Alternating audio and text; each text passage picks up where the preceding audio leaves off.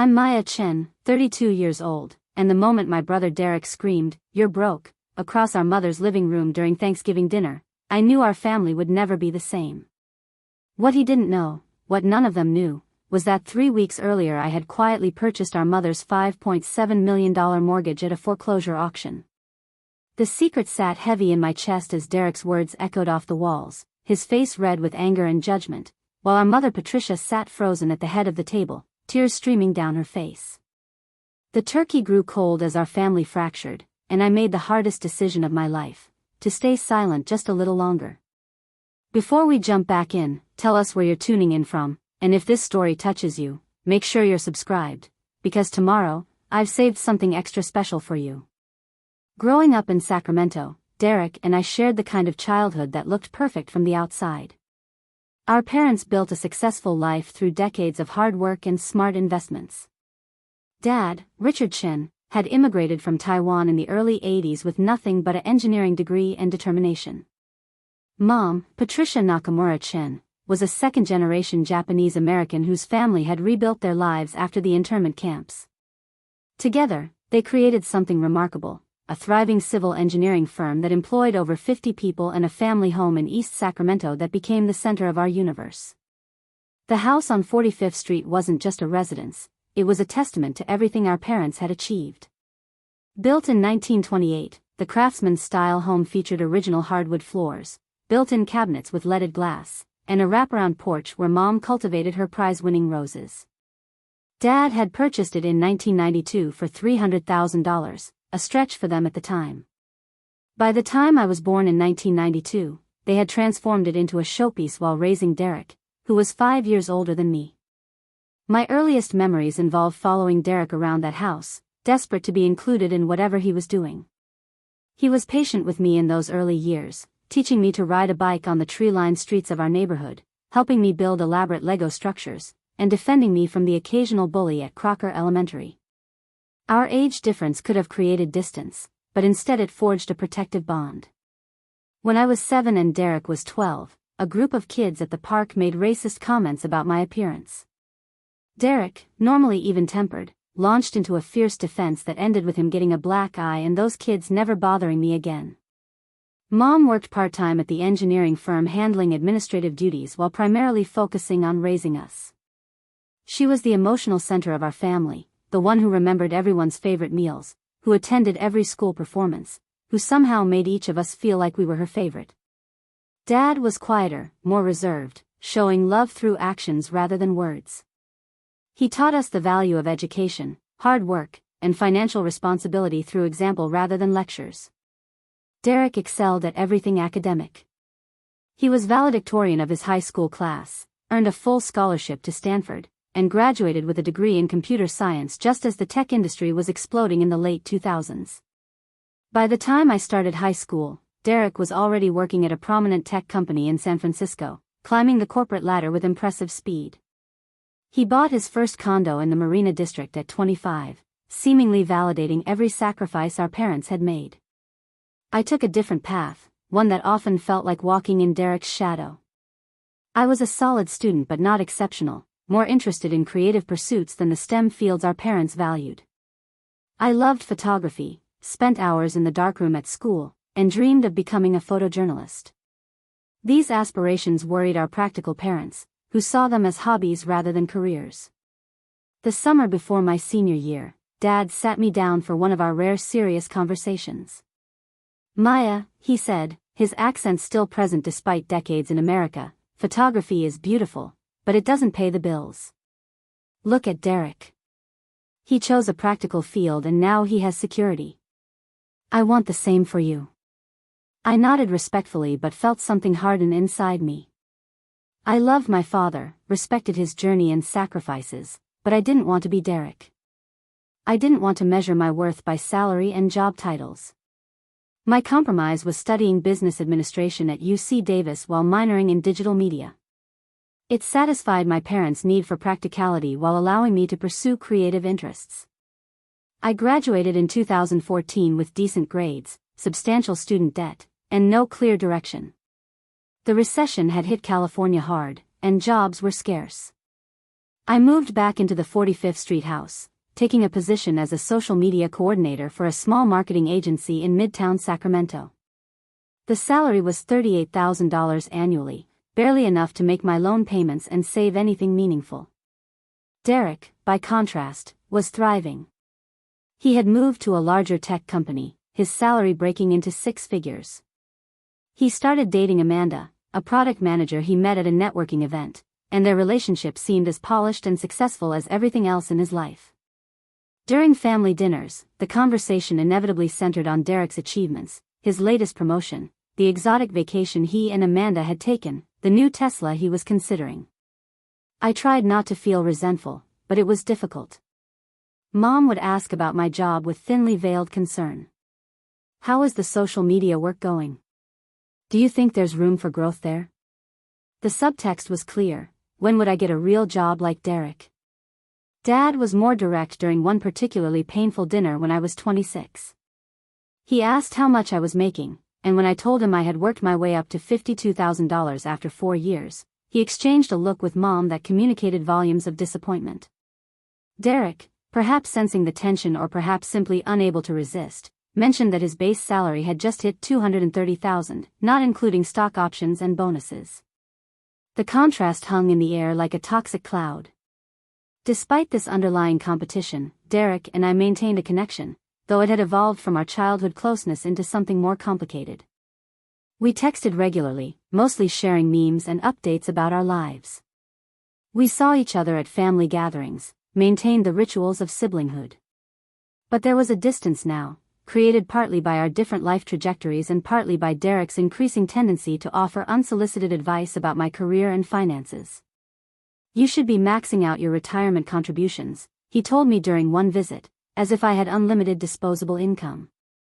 "And have you thought about getting into real estate investment? The Bay Area is expensive, but Sacramento has opportunities." I smiled and nodded, not mentioning that I could barely afford rent for the studio apartment I had finally moved into at 27, let alone investment properties. The real fracture in our family began in 2021, though we didn't recognize it immediately.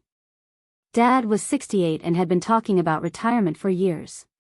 The engineering firm he and Mom had built was successful but required constant attention.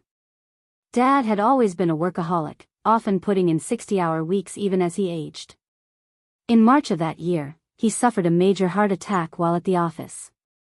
Mom called me from the hospital, her voice shaking in a way I had never heard before. "Your father collapsed. They're doing surgery now. You need to come." I drove to Sutter Medical Center in a fog of terror, arriving to find Mom in the surgical waiting room, looking smaller and more fragile than I had ever seen her. Derek flew in from San Francisco that evening, and we held vigil together, the three of us united in fear and hope. Dad survived the surgery and the immediate crisis, but his recovery was slow and complicated. The heart attack had caused significant damage, and his doctors were clear that his working days were over.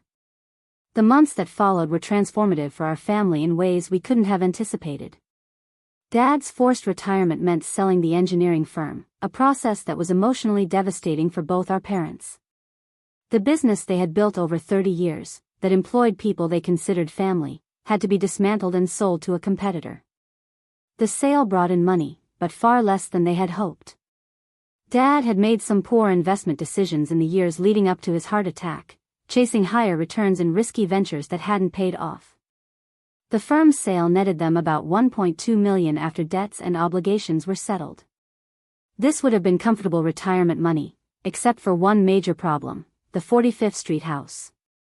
In the booming California real estate market of the mid-2000s, Mom and Dad had refinanced multiple times, pulling out equity to fund business expansion, to help Derek with his Stanford tuition, and to make substantial renovations to the aging house. By 2021, they owed $2.8 million on a property that was valued at approximately $6 million. The monthly mortgage payment was staggering, nearly $13,000. When Dad was working and the firm was profitable, this was manageable if stressful. In retirement, it was unsustainable. The reality became clear during a family meeting in July of that year, held in the living room where we had celebrated so many holidays and milestones. Dad, looking older and more tired than I had ever seen him, laid out the numbers with characteristic bluntness. "We have two options," he said, his voice lacking its usual strength. "We can sell the house, pay off the mortgage, and have enough left over for a comfortable but modest retirement. Or we can try to keep it and hope the market continues to rise so we can refinance to a better rate." Derek immediately advocated for selling. "The housing market is at a peak right now. You could clear $4 million easily after the mortgage is paid off. That's more than enough to buy a nice condo and have plenty left over for retirement." Mom shook her head, tears forming. "This is our home. We've lived here for 30 years. All our memories are here. I raised my children here." I kept quiet, knowing my opinion carried less weight given my financial position. The decision was ultimately theirs, and after weeks of agonizing discussion, they decided to try to keep the house. They would live frugally, use some of the firm's sale money to cover the mortgage gap, and hope that Dad's health improved enough that he might consult part-time. It was a plan born of emotion rather than logic, and it began falling apart almost immediately. Dad's health did not improve significantly. Preparing and narrating this story took us a lot of time, so if you are enjoying it, subscribe to our channel, it means a lot to us. Now back to the story. The consulting work he hoped to do never materialized because his energy levels remained low and his confidence had been shaken. By early 2022, they were burning through their savings at an alarming rate. Each month, they had to withdraw funds to cover the mortgage payment and living expenses, watching their nest egg shrink with terrifying speed. During this period, my relationship with my parents deepened while Derek's became more strained. I visited every week, helping with grocery shopping, cooking meals, handling the endless paperwork that comes with medical issues and insurance claims. Derek called regularly and visited monthly, but his visits often felt like business consultations rather than family time. He would arrive with spreadsheets and presentations, showing them various scenarios and outcomes, all of which pointed to the same conclusion: they needed to sell the house. "You're being irresponsible," he told them during one particularly tense visit in the spring of 2022. "You're gambling with your financial security because of emotional attachment to a house." Mom's response was quiet but firm. "It's not just a house, Derek. It's our life. Your father built his business from nothing. This home represents everything we achieved. We're not ready to give that up." Derek looked to me for support, but I stayed neutral. I understood his logic, but I also understood their emotional attachment. The house was more than square footage and property value. It was proof that they had made it in America, that their sacrifices had meaning. Throughout 2022, I watched my parents' financial situation deteriorate with increasing concern. They stopped talking about it openly, but I could see the stress in Mom's face, in the way Dad obsessively checked the stock market even though they had minimal investments left. By October, they were considering a reverse mortgage, which Derek vocally opposed. "That's a terrible idea," he said during a phone call I overheard when visiting. "Those things are predatory and expensive. Just sell the house already." What Derek didn't know, what I hadn't told anyone, was that my own financial situation had dramatically changed. In late 2020, during the pandemic when I was bored and stuck at home, I had started creating content about budget photography and social media marketing. What began as a hobby blog evolved into a YouTube channel, then a consulting business. By mid-2021, I was making more from my side business than my day job. By the end of that year, I had quit the marketing agency and was working for myself full-time. The business grew faster than I could have imagined. I developed an online course teaching small businesses how to create professional content on a budget, something that filled a genuine need in the market. The course sold well, leading to speaking engagements, corporate consulting contracts, and a book deal. By early 2022, I was earning more than Derek, though nobody knew it.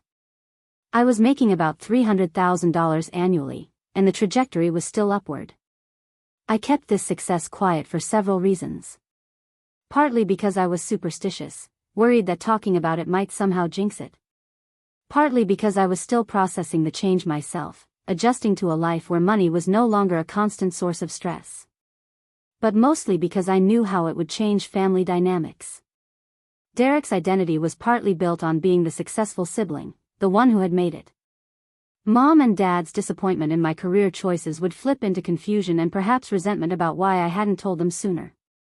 So I continued living in my modest studio apartment, driving my 10-year-old Honda, and visiting my parents every week while quietly saving and investing the majority of my income. I worked with a financial advisor, Max Rodriguez, who helped me navigate this new wealth responsibly. By the fall of 2022, I had accumulated nearly $1.5 million in savings and investments. During one of my weekly visits in November, I arrived to find Mom sitting at the kitchen table surrounded by papers, crying silently. When she saw me, she tried to compose herself, but I sat down beside her and took her hand. "What's wrong?" I asked, though I suspected the answer. She gestured to the papers, foreclosure notices. "We're 3 months behind on the mortgage. The bank is starting the foreclosure process. We have 90 days to catch up or we lose everything." My heart broke seeing her like that.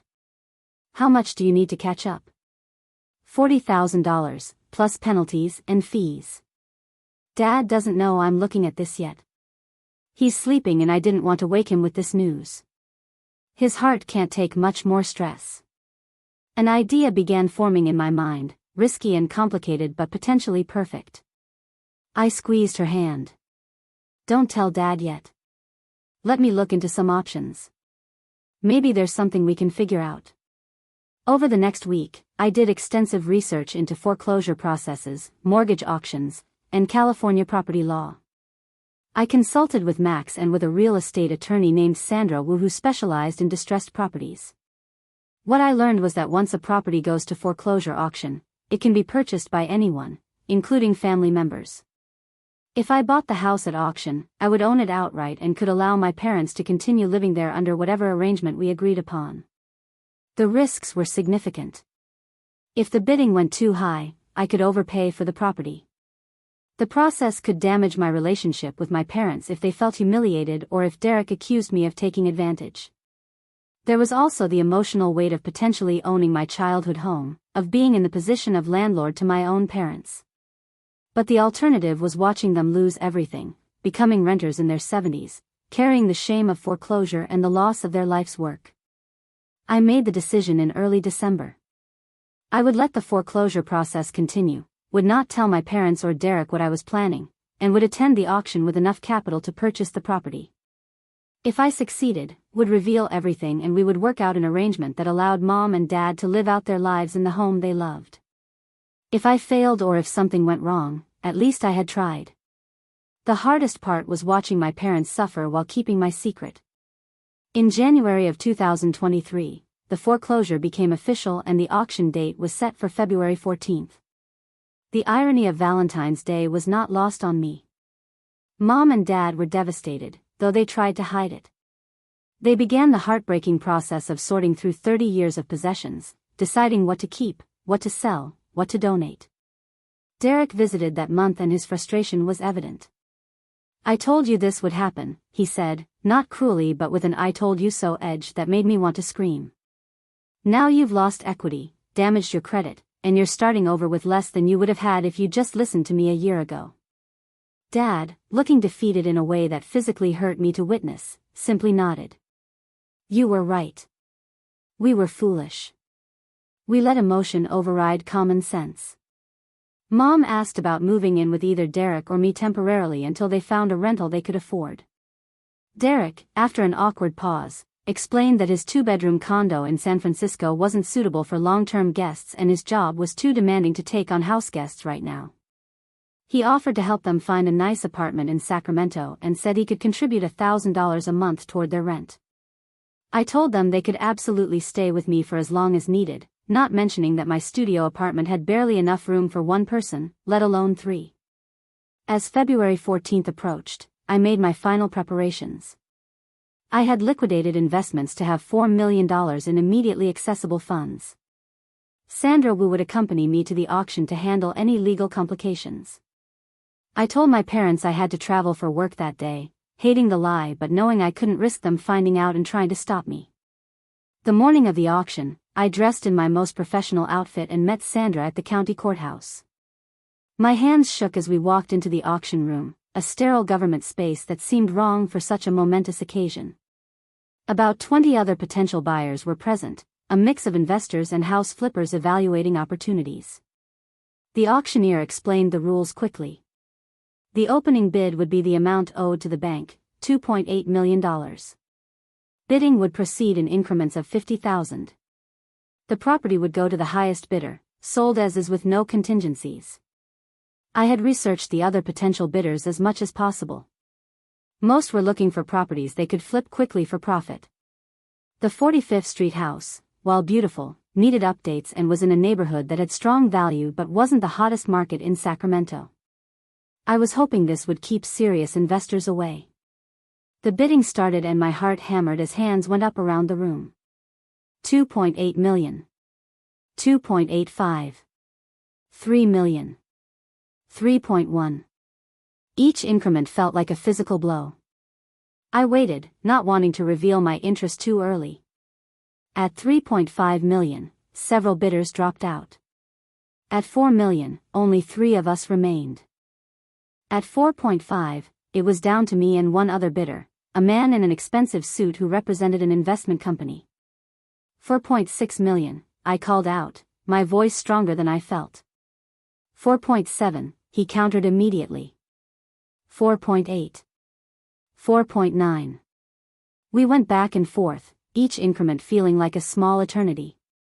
The room had gone quiet, everyone watching this escalating battle. At 5.5 million, I saw him hesitate for the first time.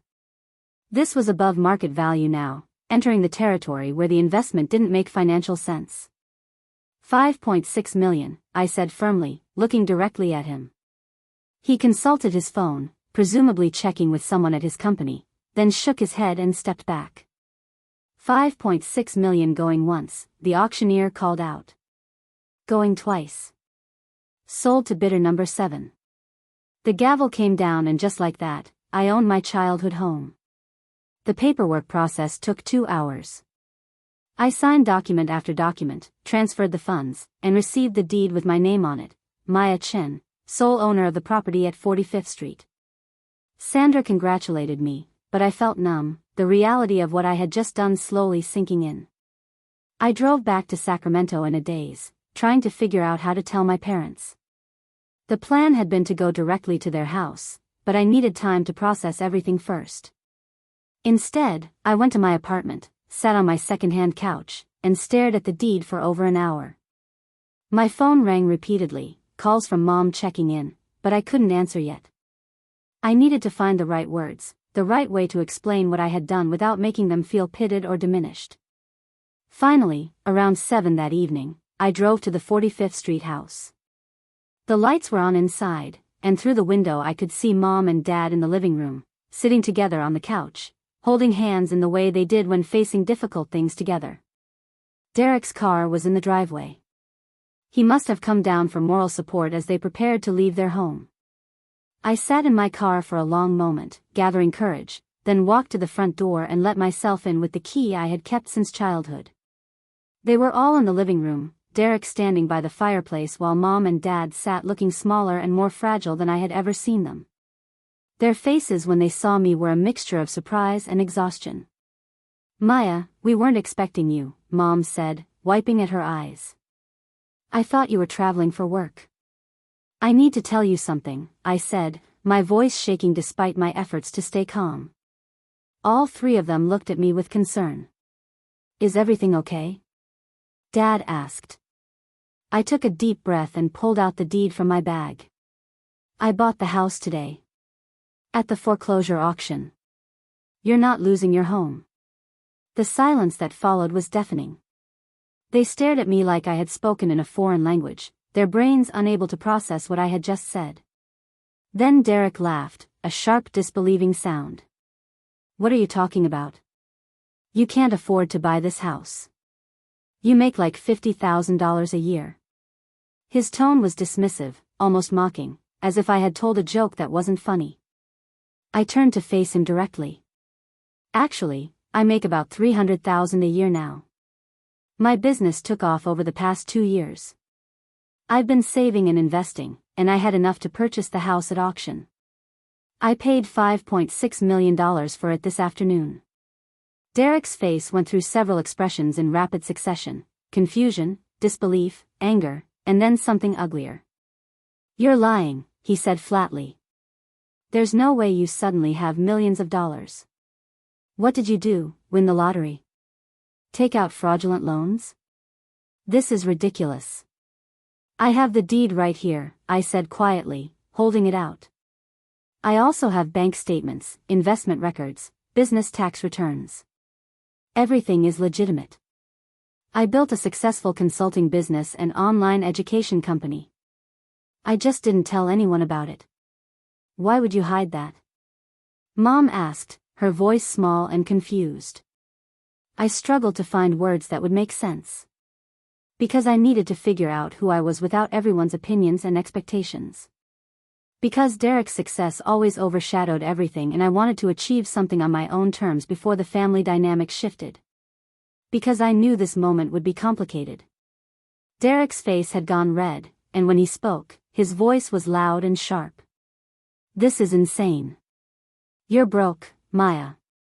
You live in a studio apartment. You drive a piece of junk car. You don't take vacations. You're broke." The word hung in the air, loaded with all his assumptions, all his judgments, all the ways he had defined me over the years. In that moment, something inside me crystallized. All the times I had felt less than, all the comparisons, all the subtle and not so subtle ways my achievements had been dismissed. It all coalesced into a cold clarity. I'm not broke, Derek. I never was. I just lived below my means while building something real. Something that allowed me to save our parents' home when you offered them $1,000 a month in rent support. His face went from red to almost purple. "How dare you?" "I offered what I could afford within my budget. I have my own obligations, my own mortgage, my own life. You have a 2-bedroom condo in San Francisco and a 6-figure salary," I said, my voice still calm but with an edge now. "I'm not judging your financial choices, but don't stand there and call me broke when I just spent $5.6 million to keep our parents from being homeless." The room erupted then. Derek started shouting about how irresponsible this was, how I had probably ruined myself financially, how this was going to backfire spectacularly. Mom was crying, overwhelmed by the revelation and the conflict. Dad sat in stunned silence, looking between his children like he didn't recognize either of us. I let Derek vent, let him work through his shock and anger and wounded pride. When he finally ran out of steam, I turned to my parents. "I bought this house so you can stay here for as long as you want. We can work out a formal arrangement, you can pay me whatever rent you can afford, or no rent at all. We'll figure out something that feels right. But the foreclosure is gone. The bank is paid off. This is your home again, just with my name on the deed instead of yours." Mom was sobbing now, and Dad had tears streaming down his face. They stood up simultaneously and wrapped me in a hug that felt like it might crush my ribs, the three of us standing in the middle of the living room while Derek stood apart, his entire worldview clearly shaken. That Thanksgiving dinner, the one where Derek screamed that I was broke, happened 9 months after I revealed the house purchase. Those months had been tumultuous for our family, filled with difficult conversations, hurt feelings, and the slow rebuilding of relationships that had been damaged by secrets, assumptions, and pride.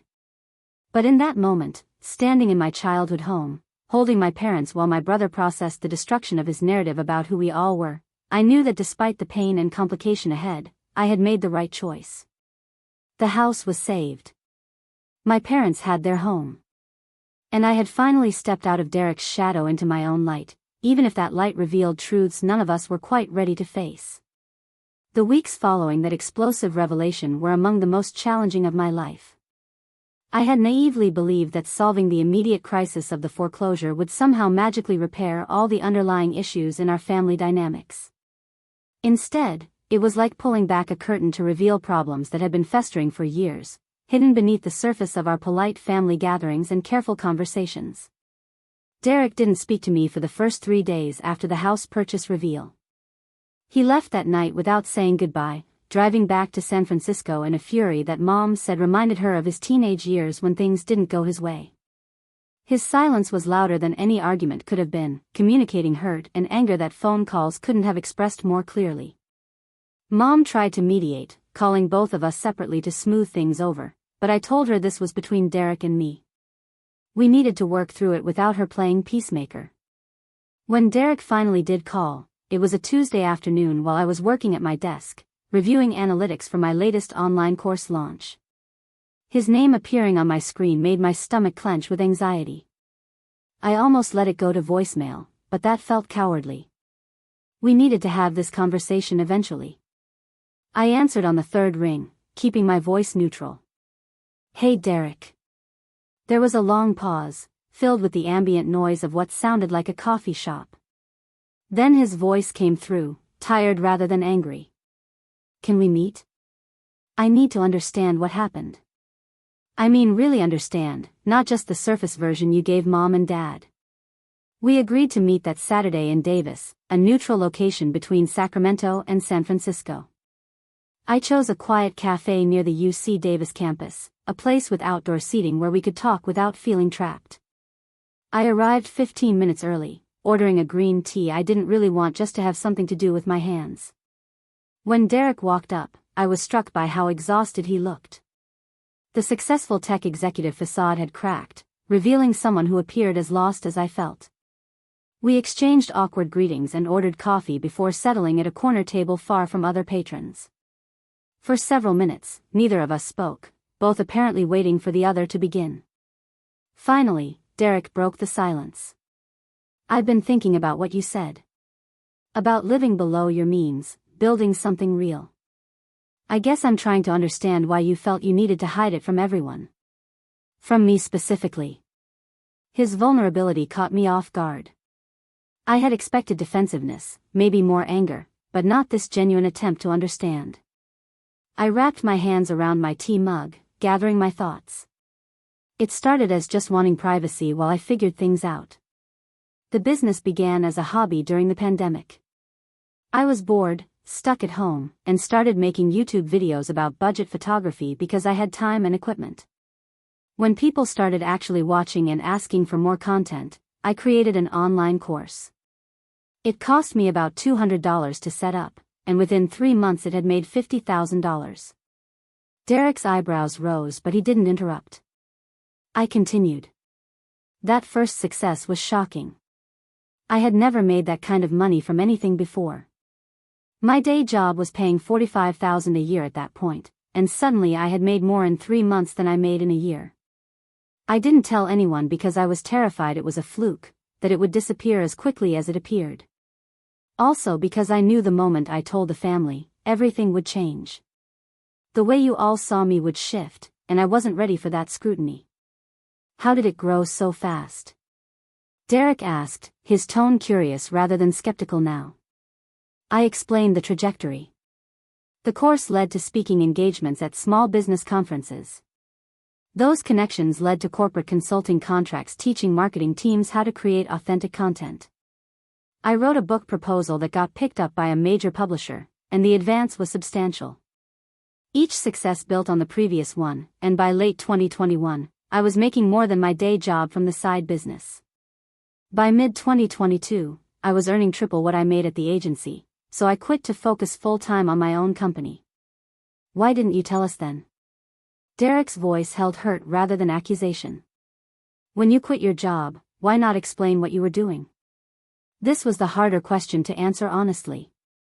"Because of how you all made me feel about my choices." I looked directly at him, needing him to hear this. "Derek, do you remember when I told Dad I wanted to study photography?" He sat me down and explained, kindly but firmly, that it wasn't a real career. That I needed to be practical like you. "Do you remember family dinners where the conversation was always about your latest promotion, your stock options, your Tesla?" Derek looked down at his coffee. "I do remember. But I thought you were okay with that. You never seemed bothered." "Because I learned to hide it," I said. "I learned that my accomplishments, making assistant manager at the agency, getting a small raise, shooting a friend's wedding, didn't measure up to yours. So I stopped sharing them. And when my business started succeeding, I kept it quiet because I finally had something that was mine. Something that I built without anyone's expectations or comparisons hanging over it. The hurt on Derek's face was genuine. I never meant to make you feel that way. I was proud of my success, but I didn't realize I was making you feel less than. Maybe you didn't realize it, but the effect was the same. Dad would ask about my job with this tone of concern, like he was checking on a sick patient. Mom would suggest I consider going back to school for something more lucrative. And you would offer advice about maximizing retirement contributions when I could barely pay rent. It all added up to feeling like the family disappointment. Derek was quiet for a long moment, processing. Then why tell us now? Why reveal everything with the house purchase? You could have found a way to buy it anonymously, kept the secret going. I considered that, I admitted. My lawyer actually suggested a trust or LLC to keep my name off public records. But that felt wrong. Watching Mom and Dad lose their home while I secretly had the means to prevent it, that would have destroyed me. And I realized I was tired of hiding. Tired of pretending to be broke when I wasn't. Tired of letting everyone's assumptions define me. But did it have to be so dramatic? Derek asked, and there was a hint of his old frustration. Showing up with the deed, announcing it in front of everyone? That felt designed to humiliate me. I can see how it felt that way, and I'm sorry for that part. But honestly, I wasn't thinking about you in that moment. I was focused on Mom and Dad, on giving them back the security they'd lost. Your reaction, calling me broke in front of everyone, that wasn't something I anticipated or wanted. Derek flinched at the reminder of his words. I was shocked. You have to understand, in my mind you were my little sister who struggled financially. I've sent you money before, paid for your birthday dinners, given you job advice. My entire understanding of our relationship was built on me being the successful one who helped you. Finding out that was all wrong, that you'd been secretly wealthy while I was treating you like a charity case, it was humiliating. This revelation struck me deeply. I never asked you for money. You offered it, and I took it a few times early on when I really was struggling, but I always paid you back. And the job advice, Derek, I never asked for that either. You just gave it, assuming I needed it because in your mind I was failing. His face reddened slightly. Fair point. I was making assumptions. But can you see how from my perspective, you were deceiving us? Living in that tiny apartment, driving that old car, never going on vacation, all while sitting on over $1 million? What was I supposed to think? That I was making different choices than you would make, I said firmly. I liked my apartment. It was affordable and close to everything I needed. My car ran fine and was paid off, which meant no car payment. I didn't vacation because I was working constantly on building my business, and when I did travel, it was for speaking engagements that were paid for. I wasn't performing poverty, Derek.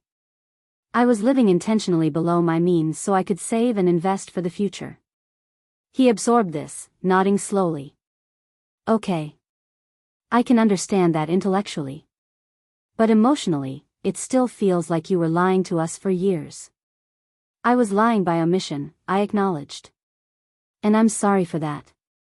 But I need you to understand why. Every time we had a family dinner, every holiday gathering, I watched Mom and Dad's faces light up when you talked about your life. I saw the pride, the validation that their sacrifices had meant something. When they looked at me, I saw concern and disappointment, even when they tried to hide it.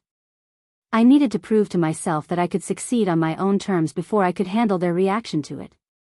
What about now? Derek asked. Now that it's all out in the open, what happens? I've been thinking about that a lot.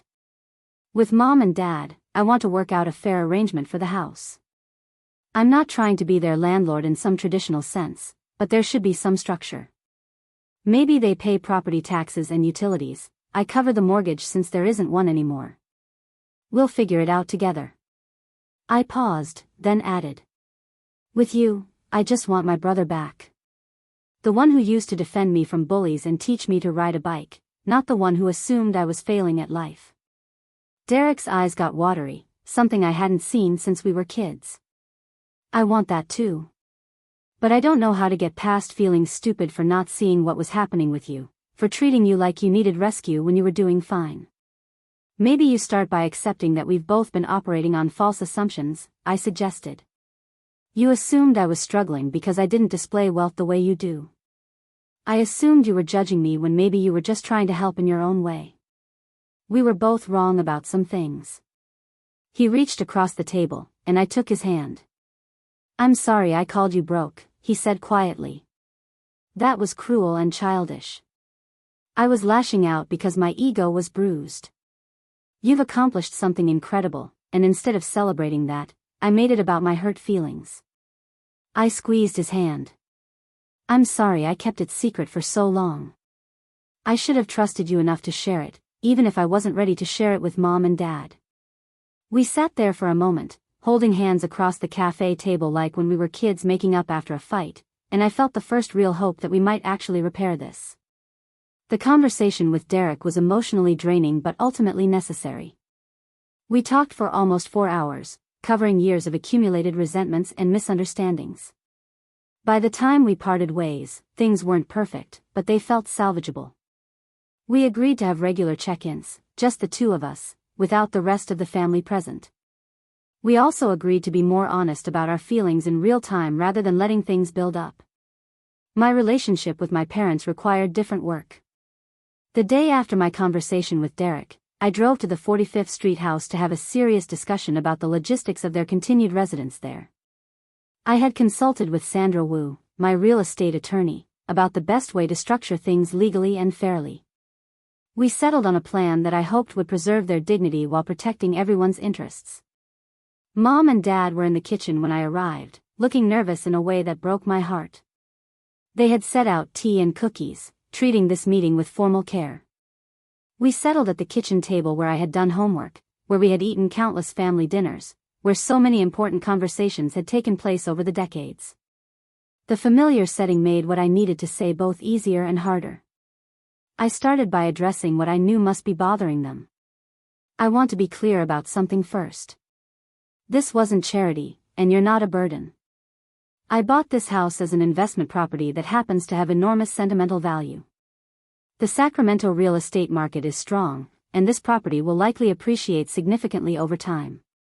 From a purely financial perspective, this was a smart purchase.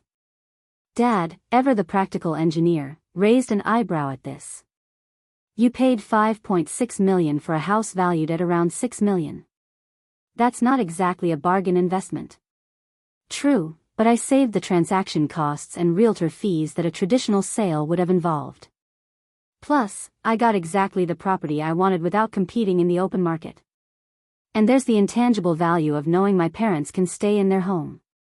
That's worth something to me personally, even if it doesn't show up on a balance sheet. Mom reached across the table to touch my hand. Maya, we don't know how to thank you. This house, it's not just where we live. It's proof that we made something of our lives in this country. Your father came here with nothing. We built a business, raised 2 successful children, created a life. Losing it would have felt like all of that meant nothing. Her words made my throat tight with emotion. I know, Mom. That's why I had to do something. But now we need to figure out how this works practically. I've spoken with my attorney, and we've come up with a few options. I pulled out the folder Sandra had prepared, laying out the documents on the table. Option 1 is you live here rent-free, covering utilities and property taxes. I maintain the property as the owner, handling any major repairs or improvements. Option 2 is you pay a below-market rent that covers the property taxes and insurance, essentially the carrying costs, and we split major repairs.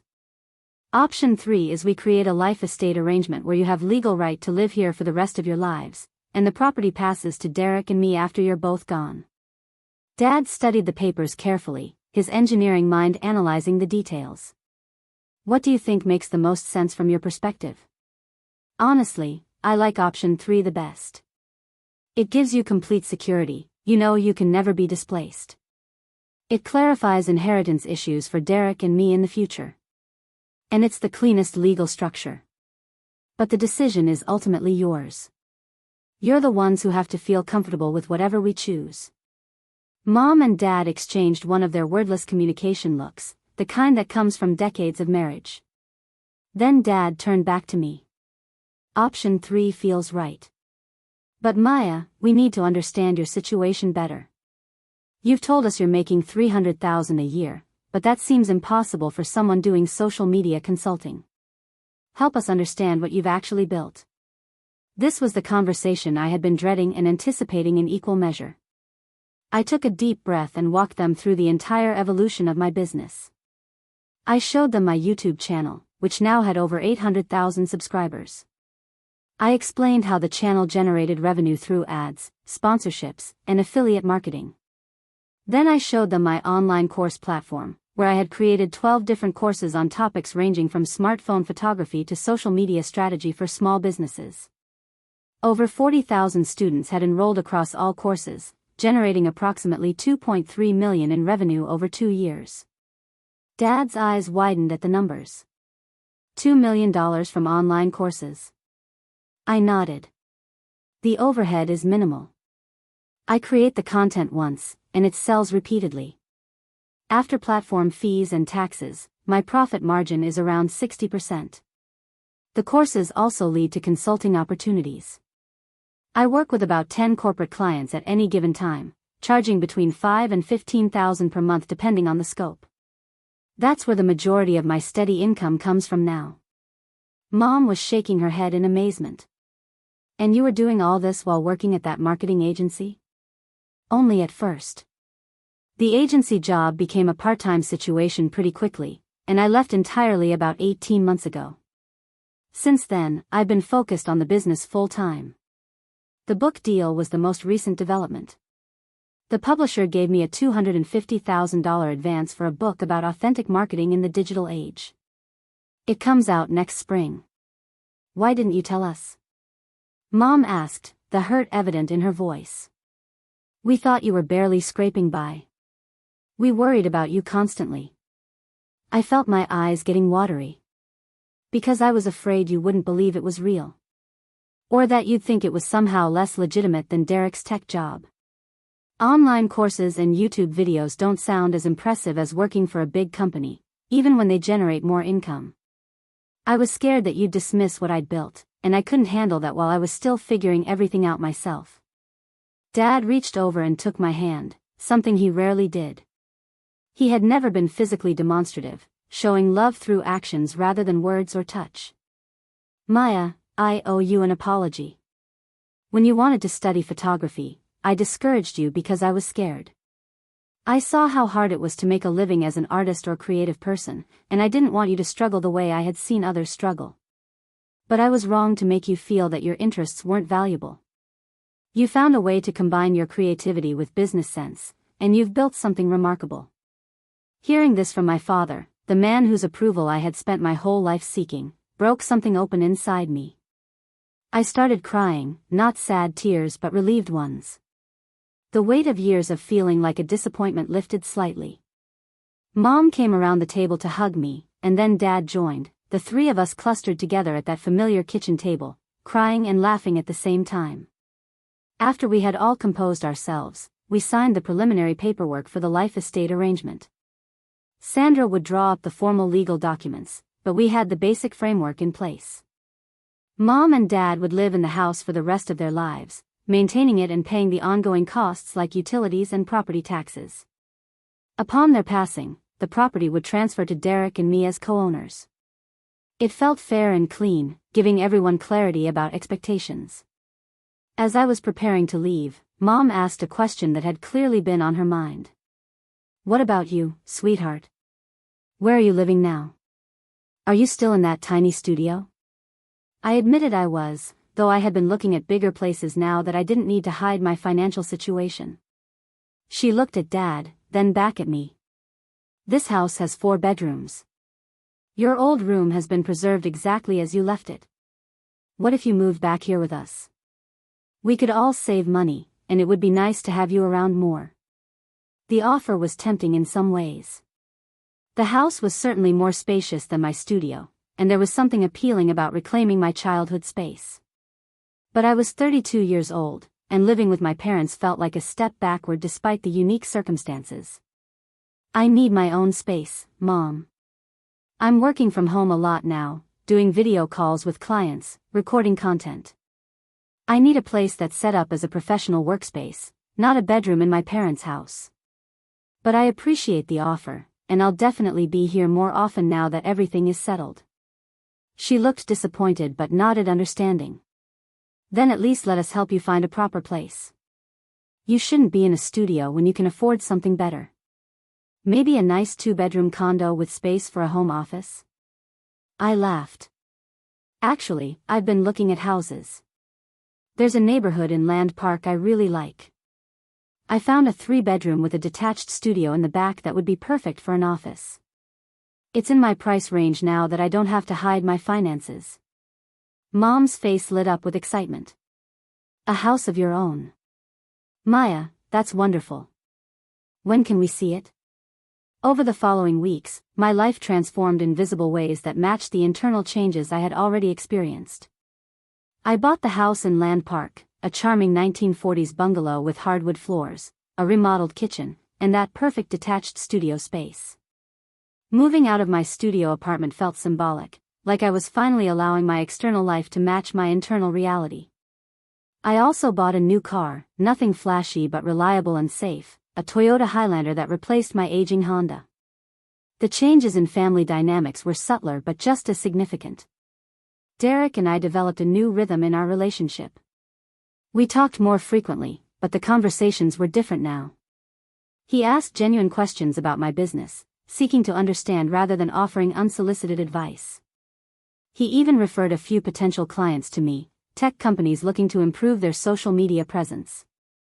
I made an effort to engage more with his life, asking about his work projects and his relationship with Amanda in ways that showed real interest rather than polite obligation. Our parents seemed lighter somehow, the crushing stress of potential homelessness lifted from their shoulders. Dad's health improved noticeably. His cardiologist commented that reducing stress had likely added years to his life. Mom threw herself into gardening with renewed vigor, transforming the backyard into an even more spectacular showcase of roses and native plants. They paid the property taxes and utilities as agreed, and Dad insisted on handling minor repairs himself, grateful to have a sense of purpose and contribution. The legal process of establishing the life estate took about 6 weeks to finalize. Sandra Wu drafted comprehensive documents that protected everyone's interests and clearly outlined the terms. Derek reviewed everything with his own attorney, not out of distrust but because he wanted to understand the legal implications. When we all signed the final papers at Sandra's office in late April, it felt like closing one chapter and opening another. During that signing, Derek pulled me aside while Mom and Dad were reviewing one last document with Sandra. "I've been thinking about what you said, about me displaying wealth while you lived modestly." He looked uncomfortable, which was unusual for my typically confident brother.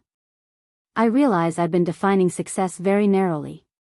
Big salary, expensive car, trendy neighborhood. But you've built something that gives you freedom and flexibility. You work from home, set your own schedule, do work you actually enjoy. That's worth more than I gave it credit for.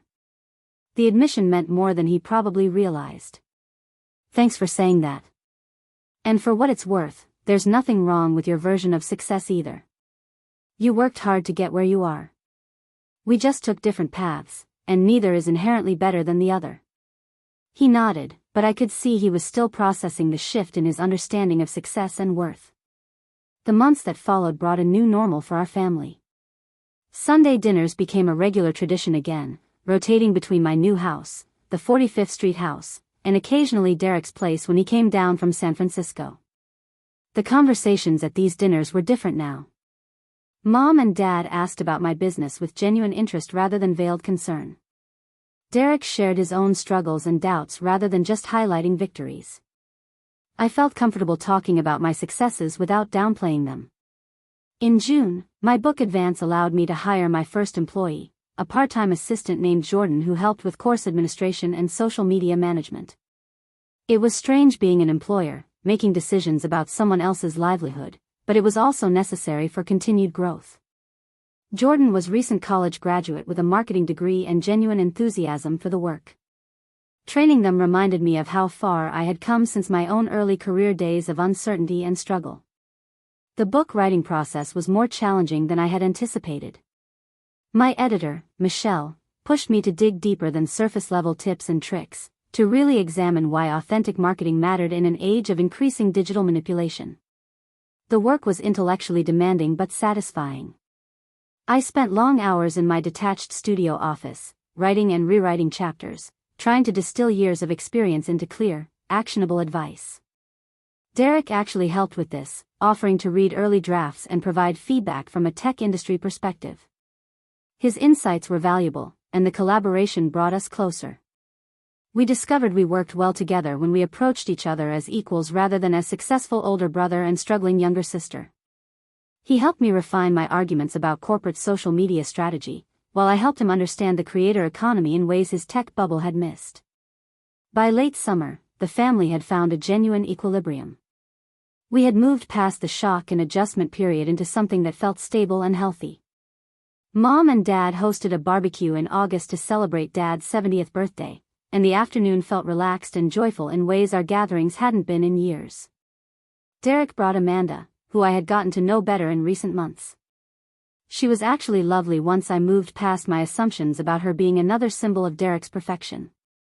She worked in product management at a biotech startup and had fascinating stories about the challenges of bringing medical devices to market.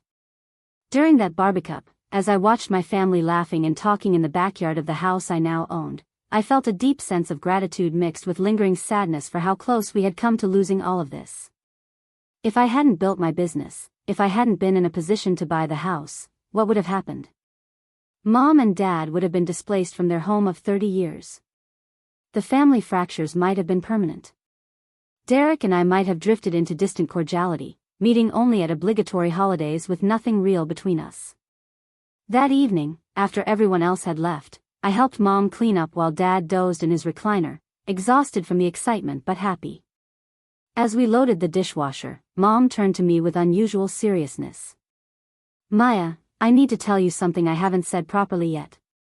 What you did, buying this house, it wasn't just about saving a property. You saved your father's spirit. After the heart attack and having to sell the business, he felt like he had failed. Like everything he had worked for had been for nothing. Getting to stay here, in the home he bought and maintained and filled with memories, it gave him back his sense of accomplishment." I felt tears prickling my eyes. "I'm just glad I was in a position to help." "But you did more than help," she insisted. "You succeeded in a way neither your father nor I could have imagined. You took interests we didn't value, combined them with intelligence and hard work, and built something substantial. And you did it while staying true to yourself rather than trying to fit into someone else's definition of success. We were wrong to make you feel that your path was less valuable. You've taught us something important about assumptions and about trusting people to find their own way." Her words healed something I didn't fully realize was still wounded. We finished the dishes in comfortable silence, and as I drove home to my own house that night, I reflected on how dramatically life had changed in less than a year.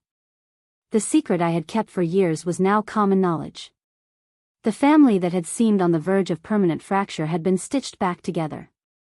The relationships that had been built on false assumptions were now grounded in truth, however uncomfortable that truth had been to reveal. But there were still complications ahead, still challenges that would test the new foundation we had built. The story of how I saved my parents' home was about to become more public than I had anticipated, bringing new pressures and opportunities that would force me to decide what kind of person I wanted to be and what kind of life I wanted to build with this unexpected wealth and changed family dynamic. The real test wasn't in the dramatic revelation of the house purchase. It was in how we all chose to move forward from that moment, in the daily choices we made about honesty, compassion, and what we owed to each other as family. The unexpected publicity began in September when a local Sacramento business journal reached out for an interview. Someone had noticed the property transaction in public records and connected it to my growing profile in the digital marketing space. The reporter, a woman named Christine Park, wanted to write a feature about young entrepreneurs in Sacramento's evolving economy. I initially declined, uncomfortable with the attention, but my publicist from the book publisher convinced me it would be good pre-launch buzz for my upcoming release. The interview took place at a coffee shop in Midtown, and Christine asked thoughtful questions about building a business during the pandemic, about the creator economy, about challenges facing women in entrepreneurship. Toward the end, she mentioned the house purchase almost casually. "I understand you recently made a significant real estate investment. Can you talk about what drew you to Sacramento's housing market?" I hesitated, weighing how much to share. Eventually I gave a sanitized version, explaining I had purchased a family property to keep it within the family, leaving out the foreclosure details and the emotional complexity. When the article published 2 weeks later, it was more prominent than I expected, featured on the cover with a photo of me in my home office and the headline "Young Entrepreneur Invests in Family and Future." The piece was flattering, highlighting my business success and the house purchase as evidence of commitment to Sacramento rather than chasing opportunities in San Francisco or Los Angeles. Within hours of publication, my social media exploded with messages. Some were congratulatory, others asked for business advice, and a surprising number shared their own stories of family financial struggles. Derek called that evening, his tone amused rather than upset. "So you're famous now? Should I start asking for your autograph?" "Hardly famous," I laughed. "Just a local business article that people will forget about in a week." He paused, then said something that caught me off guard. "I'm proud of you, you know. Not just for the business success, but for how you handled everything with Mom and Dad." I was too caught up in my own perspective to see what needed to be done. "You saw it clearly and acted. That takes courage I'm not sure I have." His honesty touched me deeply. "We've always had different strengths, Derek. You're analytical and strategic. I'm more intuitive and relationship-focused. We need both kinds of thinking." The article brought unexpected opportunities. 3 different companies reached out about consulting contracts, specifically mentioning they wanted to work with someone who valued family and community alongside business success. A podcast focused on women in business invited me for an interview. Most significantly, a venture capital firm approached about investing in expanding my course platform into a full-fledged education technology company. The VC interest terrified and excited me in equal measure. I had built my business organically, funding growth from revenue rather than outside investment. The idea of taking on partners, of having my company trajectory influenced by investors' expectations, felt like losing control. But the potential for impact was undeniable. With proper funding, I could hire developers to create a better user experience, invest in professional video production, expand into corporate training programs. I scheduled meetings with the VC firm, bringing Derek along as an advisor since he had experience with startup funding rounds through his tech work. The partners at Cascade Ventures were impressive, 2 women and a man who had built successful exits in the education technology space. They saw potential I hadn't fully recognized, talking about scaling to millions of users, building a platform that could democratize business education, creating tools that would help people like me build sustainable creative businesses. The funding offer was substantial, $2 million for 20% equity, valuing my company at $10 million. The number was staggering, implying I had built something worth far more than I realized. Derek reviewed the term sheet carefully, flagging a few concerns about control and decision-making authority. We negotiated back and forth over 6 weeks, finally settling on terms that gave me majority control while bringing Cascade's expertise and capital. The deal closed in November, and suddenly I had a team of 8 people, a real office space in downtown Sacramento, and pressure to grow at a pace that felt both exhilarating and terrifying. Mom and Dad struggled to fully comprehend what was happening. Dad, practical as always, wanted to understand the fundamentals. "So these investors give you $2 million, and in exchange they own part of your company? What happens if it fails?" "Then they lose their investment, just like any investor." "But they've done their research, Dad. They believe the market for online business education is going to grow significantly over the next decade, and they think I'm positioned to capture a meaningful share of it." Mom worried about different things. "Are you sleeping enough? Eating properly? You seem to be working constantly now." I assured her I was taking care of myself, though truthfully the expansion was consuming. I hired a chief operating officer, a brilliant woman named Priya Sharma who had scaled 2 previous education startups. She brought structure and processes that allowed me to focus on content creation and strategic vision rather than getting lost in operational details. By Thanksgiving, almost exactly a year after the explosive dinner where Derek had called me broke, we gathered again at the 45th Street house. The contrast was remarkable. Last year we had been fractured, secrets and resentments poisoning every interaction. This year we came together as a family that had been tested and emerged stronger, if not perfect. Derek arrived with Amanda and surprising news of their engagement. Mom cried happy tears, hugging Amanda and immediately starting to plan wedding details. I felt genuine joy for them, no longer seeing Derek's happiness as somehow diminishing my own worth. As we sat around the table, Dad raised his glass for a toast. To family, he said simply. To the bonds that bend but don't break, to forgiveness, to second chances. We clinked glasses, and I caught Derek's eye across the table. He smiled, a real smile without the competitive edge that used to underlie our interactions. Later, as we cleaned up, Derek and I found ourselves alone in the kitchen while Mom and Dad entertained Amanda in the living room. He spoke quietly, almost hesitantly. I've been in therapy since last spring. Since everything happened with the house. I looked at him with surprise and respect. That's really good, Derek. I'm glad. He nodded, loading plates into the dishwasher with unusual care. My therapist helped me see how much of my identity was wrapped up in being the successful one, the one who had it all figured out. When that narrative got disrupted, I didn't know who I was anymore.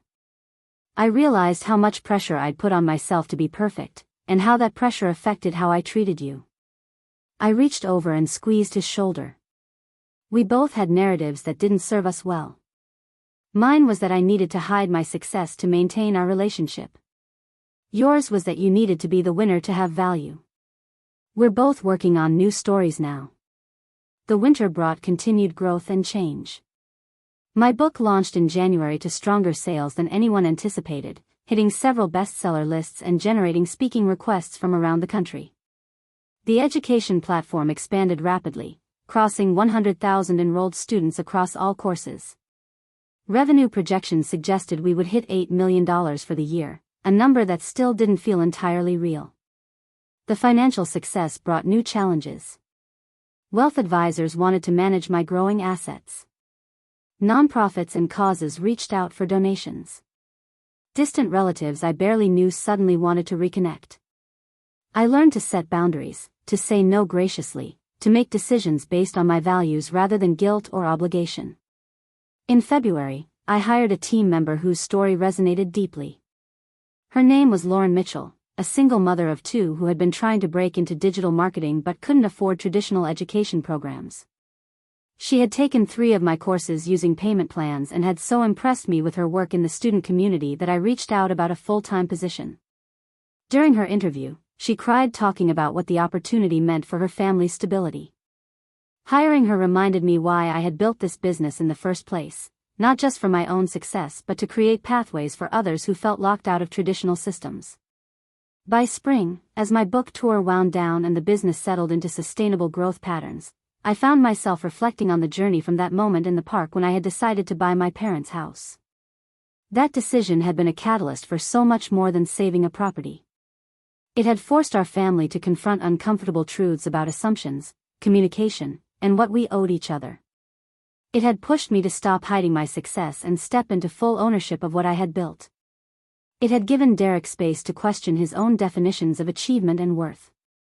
On a warm April evening, I sat on the front porch of my Land Park house, watching the sunset paint the sky in shades of orange and pink. My phone buzzed with a text from Derek asking if I wanted to grab dinner later in the week. Mom had sent a photo of her garden in full spring bloom. Dad had forwarded an article about educational technology trends with a note saying it reminded him of my work. These small moments of connection, unforced and genuine, felt like the real victory. The secret I had kept for years was now public knowledge, transformed from a source of shame into a story that inspired others. The family that had nearly broken apart was now stronger in its brokenness, having learned that love requires honesty even when that honesty is painful. The brother who had called me broke now understood that wealth takes many forms, and the most valuable kind can't be measured in dollars. I had learned that hiding parts of yourself to maintain relationships ultimately weakens those bonds rather than protecting them. As darkness fell and I went inside to prepare for another busy day of building something meaningful, I felt gratitude for every difficult moment that had brought me to this place. The foreclosure crisis, the confrontation with Derek, the uncomfortable revelations, all of it had been necessary to create space for something more authentic and sustainable. Our family would face new challenges ahead, but now we faced them with eyes open and hearts honest, no longer trapped by the stories we had told ourselves about who we were supposed to be. Up next, you've got 2 more standout stories right on your screen. If this one hit the mark, you won't want to pass these up. Just click and check them out.